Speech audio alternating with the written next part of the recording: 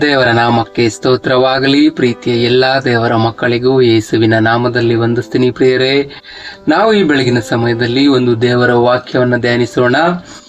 1 ಯೋಹಾನನು 3ನೇ ಅಧ್ಯಾಯದಲ್ಲಿ ದೇವರ ವಾಕ್ಯ ಹೀಗೆ ಹೇಳುತ್ತೆ ಪ್ರಿಯರೇ, ಕ್ರಿಸ್ತನು ನಮಗೋಸ್ಕರ ತನ್ನ ಪ್ರಾಣವನ್ನು ಕೊಟ್ಟದ್ದರಲ್ಲಿಯೇ ಪ್ರೀತಿ ಇಂಥದೆಂದು ನಮಗೆ ತಿಳಿದು ಬಂದದೆ.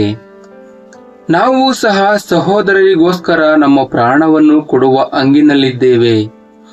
ಈ ಲೋಕದ ಸಂಪತ್ತುಳ್ಳ ಯಾವನಾದರೂ ಕೊರತೆಯಲ್ಲಿ ಬಿದ್ದಿರುವ ತನ್ನ ಸಹೋದರನನ್ನು ನೋಡಿ ಕರುಣಿಸದೆ ಬಿಟ್ಟರೆ ದೇವರ ಪ್ರೀತಿಯು ಅವನಲ್ಲಿ ನೆಲೆಗೊಂಡಿರುವುದುಂಟೆ? ಪ್ರಿಯರಾದ ಮಕ್ಕಳೇ, ನಾವು ಬರೀ ಮಾತಿನಿಂದಾಗಲಿ ಬಾಯುಪಚಾರದಿಂದಾಗಲಿ ಪ್ರೀತಿಸುವವರಾಗಿರಬಾರದು.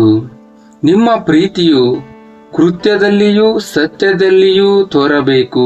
ಆಮೇನ್. ಪ್ರೀತಿಯ ದೇವರ ಮಕ್ಕಳೇ, ದೇವರ ವಾಕ್ಯಕ್ಕೆ ಒಪ್ಪಿಸಿಕೊಟ್ಟವರಾಗಿ ನಾವು ಪ್ರಾರ್ಥಿಸೋಣ. ಸ್ತೋತ್ರ ಕರ್ತನೆ, ಉನ್ನತನಾದಂಥ ದೇವರೇ, ಪರಿಶುದ್ಧನಾದಂಥ ದೇವರೇ, ಸರ್ವಶಕ್ತನಾದಂಥ ದೇವರೇ, ಈ ವಾಕ್ಯದ ಮೂಲಕ ಅಪ್ಪ ಒಂದೊಂದು ಮಕ್ಕಳನ್ನ ನೀನು ಆಶೀರ್ವದಿಸು, ಬಲಪಡಿಸು, ಇನ್ನು ಅನೇಕ ಮಕ್ಕಳನ್ನ ಸಂಧಿಸು. ಯೇಸುವಿನ ನಾಮದಲ್ಲಿ ತಂದೆಯೇ, ಆಮೇನ್.